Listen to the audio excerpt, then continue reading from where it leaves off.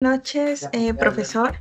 Somos el grupo número 8, conformado por los siguientes integrantes: mi compañera Grace, Jacqueline, Carla, Yaren, Jessica, Juan, Erika, Melanie y mi persona, María Belén Vázquez.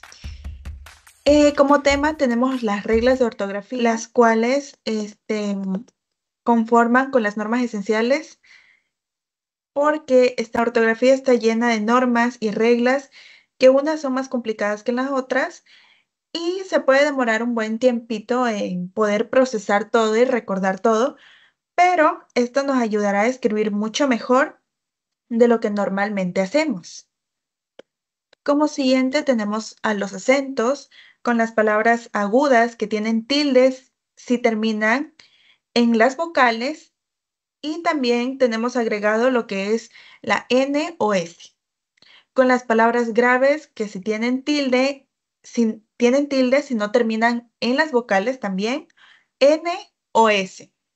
Las palabras esdrújulas, que siempre llevan tilde, y las palabras sobresdrújulas que también llevan tilde, siempre llevan tilde. En este caso también tenemos el uso de la B y de la V, ya que siempre se escribe con B antes de L y R, siempre se escribe con B después de la consonante, siempre se escribe con B en los verbos que acaban en vir, a excepción de vivir, hervir y servir. Y por último, también se escribe con V los adjetivos que acaban en avo, evo, eva, eve, ivo e iva. Procediendo, tenemos también el uso de los prefijos, por lo que siempre están juntos con una palabra, o sea, siempre pasan con una palabra acompañada. En este caso, exministro, pero aquí la cuestión es que tenemos que, si son dos palabras, se separan. Aquí tenemos el ejemplo que es ex primer ministro. Tenemos también el uso de si no, sí, no. También se debe recordar que si no es una palabra que se usa para comparar un concepto a otro, y si no se crea mediante la unión de sí seguida con un adverbio de negación que es el no. A continuación, mi compañero les va a explicar el uso del por qué y varias. Buenas noches. Vamos a saber cómo utilizar y qué significa la regla por qué separado, por qué sin tilde y separado, y por qué. Vamos a entender que por qué separado con tilde siempre se utiliza cuando vamos a hacer una pregunta. Cuando utilizamos el por qué unido, se utiliza para dar una explicación hacia una pregunta que nos hayan planteado.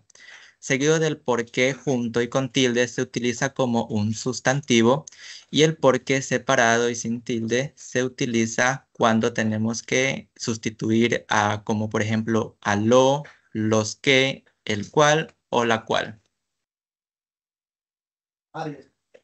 Tenemos el uso de la doble R. Cuando vemos una R que suena fuerte y además está entre vocales, es cuando utilizamos la doble R. Otro uso de esta doble R es cuando tenemos un prefijo antes de una palabra con R, como por ejemplo infrarrojo, vicerrector o contrarréplica. Seguimos con la regla de la consonante M. Se puede ser seguida de muchas letras cuando está en una palabra.